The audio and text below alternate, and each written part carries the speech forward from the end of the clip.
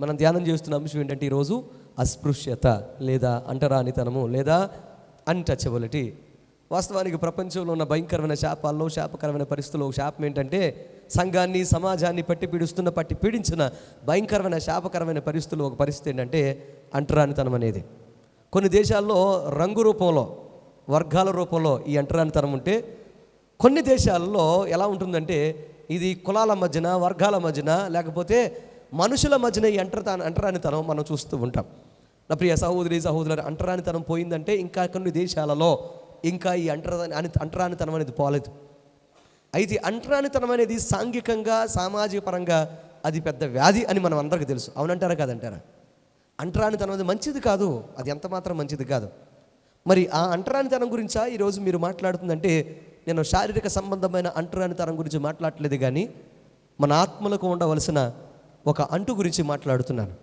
మన ఆత్మీయ జీవితాలకు ఉండవలసిన ఒక మంచి అంటు గురించి నేను ఈరోజు మీతో మాట్లాడడానికి ఇష్టపడుతున్నాను. నా ప్రియ సహోదరి సహోదరులారా, సంఘపరమైన, సాంఘికపరమైన, గ్రామపరమైన, దేశపరమైన అంటరానితనము మనల్ని వెనక్కి నడితే ఆత్మలకుండే అంటు వల్ల, పరిశుద్ధాత్మ శక్తిని పొందుకున్న వ్యక్తులకుండే అంటు వల్ల, లేకపోతే దేవుణ్ణి నమ్ముకున్న వారికి ఉన్న ఒక అంటరానితనము పాటించడం వల్ల, లేకపోతే అంటును పాటించడం వల్ల మనకు దీవెన, ఆశీర్వాదం, అద్భుతం కలుగుతుంది.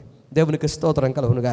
నా ప్రియ సహోదరి సహోదరుల, మొదటి యోహాను పత్రిక 5వ అధ్యాయము 18వ వచనం మనం చదువుదాం. చూడండి, యోహాను మొదటి పత్రిక 5వ అధ్యాయము 18వ వచనం. దేవుని మూలముగా పుట్టిన వాడెవడను పాపము చేయడని ఎరుగుదుము. దేవుని మూలముగా పుట్టినవాడు తన్ను భద్రపరుచుకొనును గనుక దుష్టుడు వానిని ముట్టడు. దేవునికి స్తోత్రం చెప్పండి. హల్లెలూయా. ఈ మాట అండర్లైన్ చేసుకోండి. దుష్టుడు వానిని ముట్టడు. జాగ్రత్తగా వినండి. ఇక్కడ మనం వాక్యాన్ని జాగ్రత్తగా గమనిస్తే దేవుని వాక్యం చెప్తున్న మాట ఏంటంటే, అంటూ అనేది దేని మధ్యన ఉండాలి అని అంటే, మనిషికి మనిషిన మధ్యన అంటూ ఉంటే అది మనకు మంచిది కాదు, కానీ సాతానుకు మనకు మధ్యన అంటూ ఉంటే అది ఎంతో చెప్పండి దీవెన, ఆశీర్వాదము. సమయం లేక నేను స్ట్రైట్గా చెప్పేస్తున్నాను, వినండి. అంటును పాటించాలి. దేనికి మధ్యన చెప్పండి. అంటరానితనం మనకు ఉండాలి. దేనికి మధ్యన? సాతానుకు, అలాగే సాతానుకు కార్యాలకు మధ్యన మన జీవితంలో ఏముండాలి? అంటూ ఉండాలి. సాతాను మనల్ని ముట్టుకోలేని అంటూ మనకు ఉండాలి. దేవునికి స్తోత్రం కలుగునుగా. ఈ లోకంలో ఏ కీడు జరిగినా, ఈ లోకంలో ఏ ప్రమాదం జరిగినా, ఈ లోకంలో ఎటువంటి విపత్తులు జరిగినా, ఈ లోకంలో ఎటువంటి భయంకరమైన శ్రమలు వచ్చినా, ఈ లోకంలో ఒక వ్యక్తి తన జీవితంలో పాడైనా, ఈ లోకంలో ఒక ఆత్మీయుడు పడిపోయినా, ఒక సంఘము ఇబ్బంది పడినా, ఒక కుటుంబం నాశనమైనా, ఈ లోకంలో ఎవ్వరు వారి జీవితంలో శ్రమలు అనుభవిస్తున్నా, మరణకరమైన పరిస్థితులు అనుభవిస్తున్నా, వారి జీవితాల్లో వారు ఎదుర్కొన్న భయంకరమైన పరిస్థితులకు మూల కారణం ఏంటి తెలుసా? సాతాను అనేది మనం గమనించాలి. మీకు అర్థమైందండి? సాతాను యొక్క ఆలోచన లేకుండా, వాడు కుట్ర లేకుండా దేవుడు ఆశించిన, దేవుడు దీవించిన ఏ కుటుంబాన్ని కానీ, దేవుని యొక్క ప్రణాళికలో ఉన్న, దేవుని యొక్క చిత్త ప్రకారం దీవించాలనుకున్న ఏ మనిషి కానీ వారి జీవితంలో పాడవరు. ఒక వ్యక్తి పాడవుతున్నాడు, ఒక వ్యవస్థ పాడవుతుంది, లేకపోతే ఒక కుటుంబం పాడవుతుంది, ఒక మంచి ఆత్మీయుడు పడిపోతున్నాడు, దిగజారిపోతున్నాడు అని అన్నా దాని వెనక ఎవరి శోధన ఉంటుంది? చెప్పాలి, ఎవరు శోధన ఉంటుంది? సాతాను శోధన ఉంటుంది. సాతాను యొక్క కుయుక్తి ఉంటుందని మనం మర్చిపోకూడదు. అంటే ఇప్పుడు ఆత్మీయులకు, ఆత్మీయత కలిగిన వారికి, పరిశుద్ధాత్మ శక్తి పొందుకున్న వారికి, రక్షించబడిన వారికి దేనికి మధ్యన దేనికి మధ్యన సంబంధం ఉండకూడదు అంటే, సాతానుకు చెప్పండి, మనుషులకు మధ్యన ఏముండకూడదు? సంబంధం ఉండకూడదు. వారు ఏం పాటించాలి? అంటును పాటించాలి. ఆత్మీయ అంటూ ఎవరైతే పాటిస్తారో సాతాను నిన్ను ముట్టుకోలేదు. పరిశుద్ధ లేఖనం చెప్తున్న మాట ఏంటి తెలుసా? దుష్టుడు వానిని చెప్పండి ముట్టడో. ఎందుకు ముట్టడో అని అంటే, అంటూ పాటిస్తున్నాడు గనక. ఎవరో? దేవుని మూలముగా పుట్టినవాడు. ఎందుకు దుష్టుడు ముట్టలేకపోతున్నాడు అని అంటే, దేవుని మూలముగా పుట్టినవాడు తనను తాను ఏం చేస్తాడు? భద్రపరుచుకుంటాడు, తనను తాను కాపాడుకుంటాడు. దేవుని మూలముగా పుట్టిన వారు తమ్మును తాము భద్రపరుచుకొని కాపాడుకోవడం వల్ల వారు అంటూ పాటిస్తారు గనుక, దేవుని యొక్క శక్తితో, దేవుని యొక్క బలముతో, దేవుని యొక్క ఉన్నతమైన ఆత్మీయతతో, కంచెతో సైతాను దగ్గరకు రాకుండా, అంటకుండా కాపాడుకుంటారు గనుక సాతాను వారిని ఏం చేయరు? చెప్పండి, సాతాను వారిని ఏం చేయరు? ముట్టుకోలేడు. నా ప్రియ తమ్ముడు చెల్లి, ప్రియ సహోదరి సహోదరుడా, ఈ రోజున ఒక ప్రశ్న. మిమ్మల్ని సాతాను ముడుతున్నాడు, మిమ్మల్ని తాగుతున్నాడు అంటే దాని అర్థం ఏంటి తెలుసా? మీ జీవితాల్లో ఏం పాటించలేకపోతున్నారు? చెప్పండి, ఏం పాటించలేకపోతున్నారు? అంటును పాటించలేకపోతున్నారు. ఏమంటది? ఏంటది? ఆత్మీయ అంటును. సాతానుకు నీకు మధ్యన ఉన్న చెప్పండి అంటును నువ్వు పాటించలేకపోతున్నావు. చూడండి, ఎంతమంది తామరాకు చూశారు? ఎంతమంది తామరాకు చూసారా? తామరాకు ఎక్కడ పుడుతుంది? చెప్పండి, ఎక్కడ పుడుతుంది? బురదలో పుట్టి అది పైకి వచ్చి నీటి మీద తామరాకు ఏం చేస్తుంది? చెప్పండి, విచ్చుకొని చక్కగా తామరాకు నీటి మీద ఉంటుంది. అవునా కదా? అవునా? నీటి మీద తామరాకు ఉంటుంది. నీటి మీద ఉన్న తామరాకు ఎప్పుడు కూడా మీరు గమనిస్తే నీటి చుక్కొచ్చి నీటి ఆ తామరాకు మీద పడినా కానీ, కొద్దిగా గాలికి ఎగురొచ్చి కొంచెం నీరు తామరాకు మీద పడినా కానీ ఆ నీటిని ఉంచుకుంటుంది. ఆ తామరాకు ఏం చేస్తుంది? వెంటనే కిందకి నెట్టేస్తుంది. మీద ఉంచుకోకుండా కిందకి నెట్టేస్తుంది. వెంటనే నీరు ఇలా ప్రశ్నించాలి, నీకెంత మిడిసిపాటు? నా మీద ఉన్నావు నువ్వు, నాలో ఉన్నావు నువ్వు, నా మీద బ్రతుకుతూ నన్ను నీ మీదకి రానివ్వకుండా నువ్వేం చేస్తున్నావు? నెట్టేస్తున్నావు. ఇదేమన్నా బాగుందా అని అంటే జాగ్రత్తగా వినండి. తామరాకు నీటిని ఉంచుకుంటుందా? చెప్పండి, ఉంచుకుంటుందా? ఎట్టి పరిస్థితుల్లోనూ ఉంచుకోదు. ఎందుకో తెలుసా? తామరాకు అంటది దానికి నోరుంటే గనక, నీ మీద ఉంటాను కానీ నిన్ను గనక నా జీవితంలోనికి రానిచ్చానా నేనేమైపోతాను తెలుసా? మునిగిపోయి చచ్చిపోతాను. నీలోనే ఉంటాను, నీ దగ్గరే పుట్టాను, కానీ నిన్ను నాలోనికి రానిచ్చానంటే నా జీవితం నాశనం అయిపోద్ది అంటది. జాగ్రత్తగా తామరాకు మీద గనక నీరు గనక నిలబడింది అనుకోండి, ఏమో తెలుసా? బరువుకు తామరాకు ఏమైపోద్ది? మునిగిపోద్ది. మునిగిన తర్వాత ఏమైపోద్ది తెలుసు? కుళ్ళిపోయి చచ్చిపోవాలి. అది దానికి బ్రతుకుండదు. అందుకోసమే ఈ లోకంలో జాగ్రత్తగా వినండి, ఆత్మీయుడు ఎవరైనా కానీ తామరాకులాగా బ్రతకాలి. ఆత్మీయ కుటుంబం ఎవరైనా కానీ తామరాకులాగా బ్రతకాలి. లోకంలోనే పుట్టాము, లోకంలోనే ఉంటాము, కానీ లోకం అనేది మన జీవితంలోనికి రానివ్వకూడదు. ఎప్పుడైతే లోకం అనేది జీవితంలోకి రానివ్వకుండా నువ్వు బ్రతకగలుగుతావో అప్పుడు నీ జీవితంలో దుష్టుడు నిన్ను ముట్టకుండా ఉంటాడు. దేవునికి స్తోత్రం కలుగునుగా. బురదలో పుట్టిన ఆ తామరాకు తన జీవితంలో బురదను కానీ, మట్టిని కానీ, లేకపోతే నీటిని కానీ దాని మీదకి రానివ్వదు కనుక అది బ్రతికినంత కాలం అది చక్కగా బ్రతకగలుగుతుంది. తమ్ముడు, లోకము నీలోకి వచ్చిందంటే, చెల్లి లోకము నీలోకి వచ్చిందంటే నువ్వు బరువు అయిపోయి ఏమైపోతావు తెలుసా? లోకంలో మునిగిపోతావు. లోకంలో మునిగిపోయి నువ్వు నాశనం అయిపోతావు. అందుకోసమే లోకం అనేది మన జీవితంలోకి ఎట్టి పరిస్థితుల్లోనూ చెప్పండి ఏమకూడదు, రాకూడదు. దేవునికి స్తోత్రం కలుగునుగా. హల్లెలూయా. లోకం అనేది మన జీవితంలోకి రాకూడదు. ఒకవేళ నా ప్రియ సహోదరి సహోదరులారా, ఈరోజు మనం త్వరగా 1-2 విషయాలు మనం ధ్యానం చేద్దాం. ఒకవేళ సాతాను గనక మనం ముట్టుకుంటే మన జీవితంలో ఏమవుతుంది? సాతాను ఒక మనిషిని ముట్టుకుంటే ఏమవుతుంది? సాతాను గనక ఒక మనిషిని గనక ముడితే, రాస్తే అలా రాయండి, సాతాను ఒక మనిషిని ముట్టుట లేదా తాకుట అని వ్రాయండి. సో మొట్టమొదటిగా సాతాను గనక ఒక మనిషిని గనక ముడితే ఏమవుతుందంటే ఆ మనిషి జీవితంలో 2 రకాల పరిస్థితులు ఏర్పడతాయి. మొట్టమొదటి, ఆ మనిషిని ముట్టగానే ఆ మనిషికి మచ్చబడుతుంది, ఆ వ్యవస్థకు మచ్చబడుతుంది, లేదా ఆ కుటుంబానికి చెప్పండి మచ్చబడుతుంది, లేదా డాగు పడుతుంది. ఆ కుటుంబం కానీ, లేకపోతే ఆ వ్యవస్థ కానీ, ఆ మనిషి కానీ, లేకపోతే ఆ సంఘ సహవాసం కానీ ఏదైనా కానీ కష్టాలు పాలవలసి వస్తుంది. ఏమవుతుంది? కష్టాల పాలవలసి వస్తుంది. రెండవది, ఒకవేళ సాతాను కనుక ముట్టాడనుకో, తాకాడనుకో ఏం జరుగుతుంది అని అంటే తొందర కలుగుతుంది, నష్టము కలుగుతుంది, రోగము కలుగుతుంది, బాధ కలుగుతుంది. ఏం కలుగుతుంది? తొందర, నష్టము, బాధ, ఆ యొక్క కష్టము కూడా ఎవరు కలుగుతుంది చెప్పండి? ఆ యొక్క వ్యవస్థకైనా, కుటుంబానికైనా, ఆత్మీయుడికైనా కలుగుతుంది. పరిశుద్ధ లేఖనం మీరు గమనిస్తే పరిశుద్ధ లేఖనంలో ఒక అద్భుతాన్ని మనం చూడగలుగుతాం. జాగ్రత్తగా వినండి. పరిశుద్ధ లేఖనాన్ని మనం గమనిస్తే పరిశుద్ధ లేఖనంలో వాక్యాన్ని మనం గమనిస్తే ఒక వ్యక్తిని గనక, ఏ వ్యక్తి అయినా కానీ సాతాను గనక ముట్టాడనుకో ఆ వ్యక్తి జీవితంలో సర్వనాశనం అయిపోతారు. ఆ సర్వనాశనం అవడమే కాదు, ఆ వ్యక్తి తాలూకా ఆనవాళ్ళలాగా మిగిలిపోతాయి. యోబు గ్రంథాన్ని మీరు గమనిస్తే యోబును ఏం చేశాడు? సాతాను గడు అన్నాడు, నువ్వు నాకు అనుమతిస్తే దాన్ని వెళ్ళి ఏం చేస్తాను నేను చెప్పండి, నేను ముట్టుకుంటాను, నాకు అనుమతి ఇవ్వని అన్నాడు. ఎప్పుడైతే దేవుడు అనుమతి ఇచ్చాడో సాతాను గడు ఏం చేశాడు తెలుసా? వచ్చాడు, ఒక్కొక్క వ్యవస్థను ముట్టాడు. ఏం జరిగింది? వ్యవస్థలన్నీ చెప్పండి ఏమైనాయి?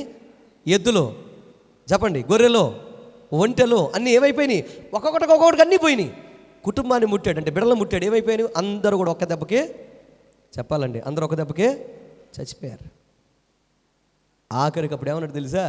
ఇంకా దేవుణ్ణి స్తుతిస్తూ, ఇంకా దేవుణ్ణి గణపరుస్తూ ఉంటే అప్పుడు సాతాను అంటాడు, నేను అన్నీ ముట్టుకున్నాను కానీ ఎవరిని ముట్టుకోలే?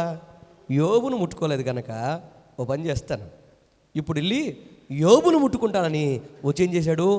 యోబును ముట్టాడు. ఎప్పుడైతే యోబును ముట్టాడో యోబు మీద కూడా సాతాను యొక్క మరకను, డాగును, గుర్తును మనం చూడగలుగుతాం. ఏమయ్యాడు?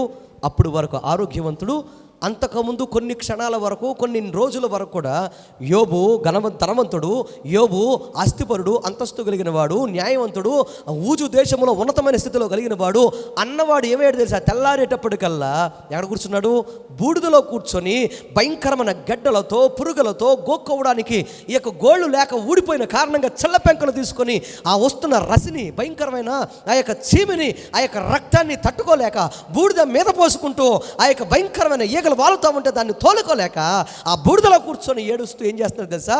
తన బ్రతుకులో కలిగిన వ్యాధులను బట్టి దేవుని దగ్గర పడి ఏడుస్తూ ఏం చేస్తున్నాడు? చల్ల పెంకులతో గూక్కోవడం మొదలుపెట్టాడు. యోబు మీద చేయి పడగానే, సాతాను చేయి పడగానే ఏమైంది తెలుసా? యోబు మీద సాతాను గుర్తులు కనపడి శ్రమ పడ్డాడు, కష్టపడ్డాడు, నష్టపోయాడు, వేదన పడ్డాడు, బయటపడ్డాడు, రోడ్డున పడ్డాడు, బూడిదలో పడ్డాడు.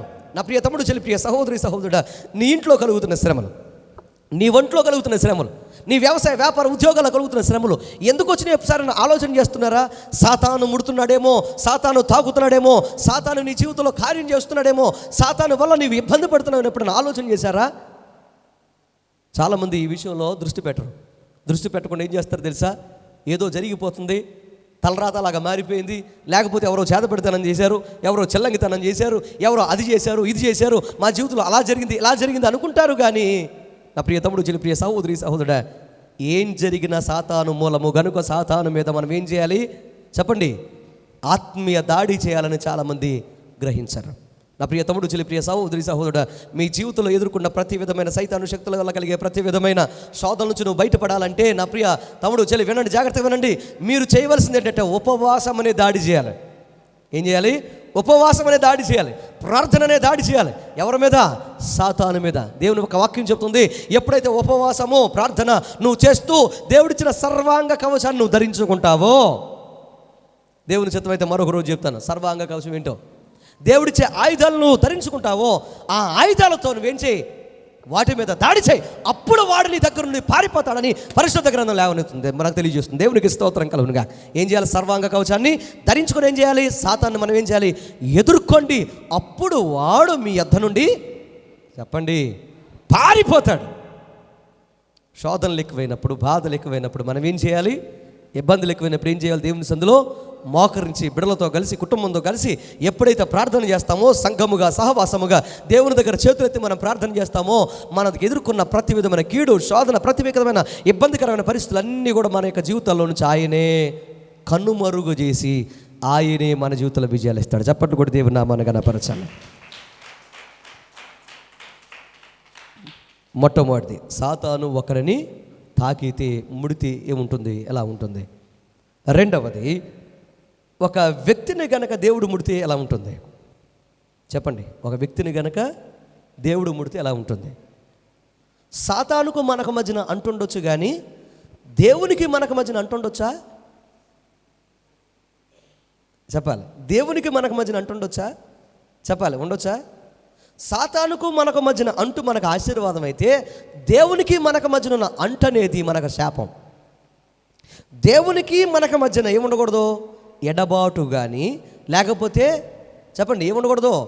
గ్యాప్ అనేది, లేకపోతే మన జీవితాల బంధము, అనుబంధం అనేది దూరము కానే కాకూడదు అని మనం జ్ఞాపకం చేసుకోవాలి. మత్తయి సువార్త 14:36 మత్తయి సువార్త 14:36. ఇప్పుడు రెండోది ఏం చెప్పాను చెప్పండి ఒకసారి అమ్మా.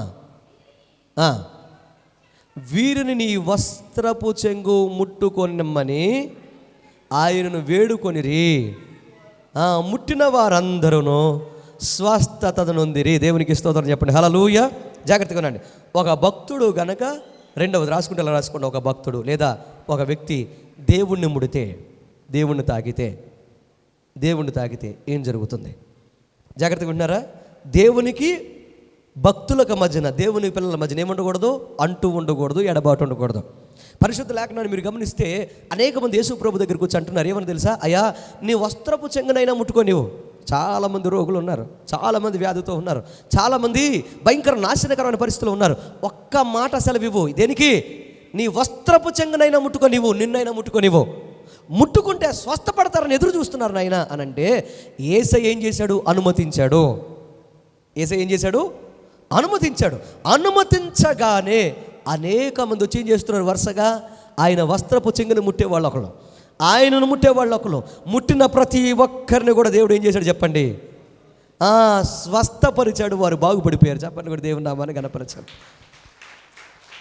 నా ప్రియ తమ్ముడు, చెల్లి, ప్రియ సహోదరి, సహోదరులారా, ఆయనను ముట్టాలి, ఆయనను తాకాలి, ఆయన సన్నిధిని స్పర్శించాలి, ఆయన బలిపీఠం దగ్గర మనం పడి ఏడవాలి, ఆయన సన్నిధిలో అద్భుతం చూడాలని కోరిక నీకుంటే నమ్ముట నీ వలనైతే నమ్మువానికి సమస్తము సాధ్యమే అన్న కార్యము, వాగ్దానము నీ జీవితంలో ఆయన నెరవేరుస్తాడు.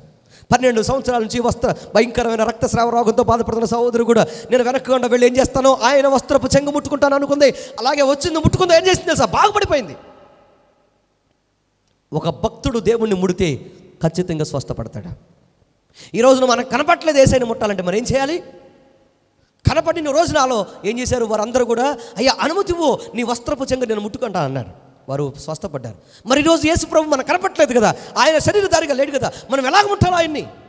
మరి ఎలా బాగుపడాలి? ఎలాగ మనం విడుదల పొందుకోవాలి అంటే నా ప్రియ సహోదరి, సహోదరులారా, విశ్వాసముతో, చెప్పండి, విశ్వాసముతో ఆయన సన్నిధిలో మోకరించి ప్రార్థన చేసి, అయ్యా నేను విశ్వాసంతో నేను తాగుతున్నాను, విశ్వాసంతో నేను ముట్టుకుంటాను నీ బలిపీఠం దగ్గర, నన్ను స్వస్థపరచని నువ్వు విశ్వాసంతో ఆయన్ను చూడగలిగితే, నువ్వు ముట్టుకోగలిగితే ఆయన స్వస్థపరుస్తాడు. చెప్పలు కూడా దేవుని నామాన్ని గణపరచండి. ఇది ప్రత్యక్షత. దీన్ని ఏమంటారు తెలుసా? ప్రత్యక్షత అని అంటారు. దీన్ని ఏమంటారు చెప్పండి? ప్రత్యక్షత. ప్రతి ఒక్కరూ కళ్ళ ముందు కనబడితేనే నమ్ముతారు, కళ్ళ ముందు కనబడితేనే నిజమంటారు. కానీ కళ్ళ ముందు కనపడకపోయినా కానీ దేవుడు అంటున్నాడు, యేసుప్రభు అంటున్నారు, నువ్వు చూసి నమ్మావు కానీ చూడక నమ్మిన వారు ధన్యులు. దేవునికి స్తోత్రం కలుగునుగా. సో చూసి నమ్మిన వారు కన్నా చూడక నమ్మిన వారు ధన్యులు. ఈరోజు ప్రత్యక్షత ఏంటంటే మన జీవితంలో మన కళ్ళు తెరవబడవలసిన విషయం ఏంటంటే, ఎవరైతే మోకరించి ప్రార్థన చేసే, దేవా నిన్ను ముట్టకుండా నేను ఉండలేను అయ్యా, నా జీవితంలో నీకు ప్రార్థన చేయకుండా నేను ఉండలేను, నీ బలిపీఠం దగ్గర నా ఇంటిలో నేను మోకరించి ప్రార్థన చేస్తుండగా నీవు నా దగ్గర ఉంటావు, నేను నిన్ను ముడతాను, నువ్వు నన్ను తాకుతావు అనే విశ్వాసంతో ఎప్పుడైతే ప్రార్థన చేస్తావో తప్పకుండా నేను దేవుడు తాకి స్వస్థపరిచి బాగు చేసి ఉన్నతమైన ఆశీర్వాదకరమైన పాత్రగా నిలబెడతాడు. ఆయన ముట్టిన వారు అద్భుతమైన చరిత్రలో మిగిలిపోయిన వ్యక్తులుగా మిగిలిపోతారు. ఆయన ముట్టిన వారు చరిత్రలను తిరగరాసేవారుగా మిగిలిపోతారు. ఆయనను ముట్టిన వారు అద్భుతమైన పాత్రగా ఉంటారు. దేవునికి స్తోత్రం కలుగునుగా. పరిశుద్ధ లేఖనాన్ని మీరు గమనిస్తే క్రీస్తు శకం ఇంచుమించుగా మీరు గమనిస్తే ఎన్ని సంవత్సరాలు? 2023 సంవత్సరాల నుండి ఆయన్ని ముట్టిన వారి గురించి సాక్ష్యము, చెప్పండి, సాక్ష్యము ప్రపంచవ్యాప్తంగా వినబడుతూనే ఉంది. ఆయన వస్త్రపు చెంగును ముట్టిన ఆ సహోదరి సాక్ష్యము కూడా చరిత్రగా మిగిలిపోయింది. ఆయన ముట్టిన వారు ఎలా ఉంటారు? చరిత్రలో నిలిచిపోతారు. మరి ఆయన ముట్టగలుగుతున్నారు? మీరు ఆయన తాగగలుగుతున్నారా? దేన్ని చూస్తున్నారు? కొన్ని సందర్భాల్లో మన విశ్వాసం షేక్ అయిపోతూ ఉంటుంది. జాగ్రత్తగా వినండి, మన ప్రార్థన షేక్ అయిపోతూ ఉంటుంది.